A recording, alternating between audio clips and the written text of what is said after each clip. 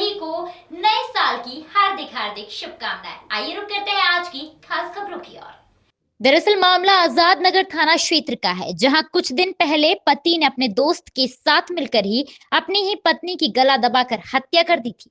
बताया जा रहा है कि पत्नी ने पति पर दहेज प्रताड़ना को लेकर थाने में केस दर्ज करवा रखा था।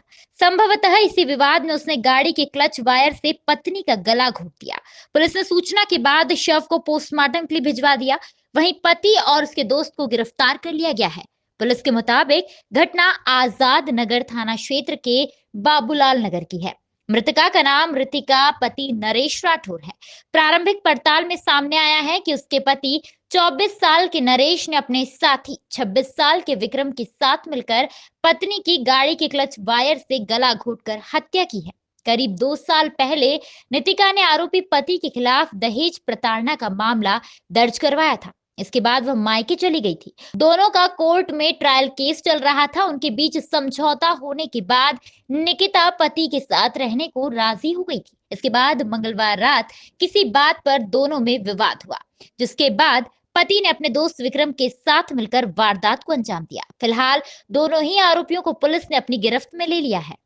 विवाद के चलते जो है हत्याकांड अंजाम दिया गया था अपने मित्र के साथ, क्या उसमें एक विवाद में अगर हम जिक्र करें इस साल के लगभग घटनाओं का अगर हम मूल्यांकन करें कि हत्याएं का कारण, तो उसमें से लगभग 40% जो घटनाएं होती हैं, अगर हम पूरे शहर के आज अंतिम दिन में अगर विचार करें तो 40% तत्कालिक होती हैं। तत्कालिक घटना यानी कि तत्कालिक कोई आवेश में, कोई विवाद में, किसी भी तरह की पहले से कोई ऐसा प्लानिंग नहीं होता है। और उसके बाद दूसरे नंबर पे जो पारिवारिक कारण है उनका नंबर आता है।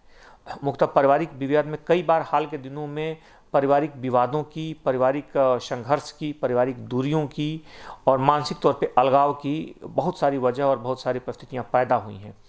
इन कारणों में अभी भी इसी तरह के एक मामले में, जिसमें अभी शादी हाल ही में हुई थी, 9 दंपत्ति थे, कुछ ही दिनों पूर्व शादी हुई थी, लेकिन उसमें बढ़ते हुए तनाव के कारण और झगड़ों के कारण पति ने अंततः पत्नी की हत्या कर दी। बहरहाल उसके गिरफ्तार कर लिया गया है। हालांकि सूचना भी उसी ने दी, उसी के द्वारा जानकारी पुलिस को पता लगा। बहरहाल उस पूरे मामले में पुलिस ने 302 आईपीसी में प्रकरण पंजीबद्ध किया है। उसका एक मित्र भी उसमें सह आरोपी है और उनके विरुद्ध कड़ी कार्रवाई की जा रही है। इस मामले में सख्त कार्रवाई की जाएगी। सनसनीखेज मामलों के अंतर्गत इसका फास्ट ट्रायल चलाया जाएगा ताकि इस तरह की घटनाएं न हो। हाँ, इनकी गिरफ्तारी की जा चुकी है।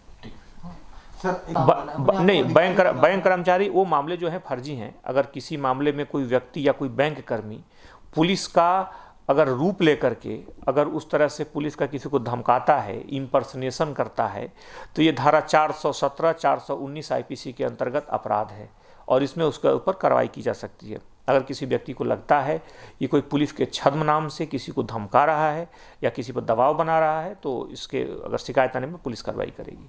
गौतमपुरा में क्या अपडेट? शांतिपूर्ण है। आज वहाँ के तमाम लोगों से लगभग 60-70 लोगों का प्रतिनिधिमंडल उस गांव से आया था और आसपास के लोगों सबसे चर्चा हुई।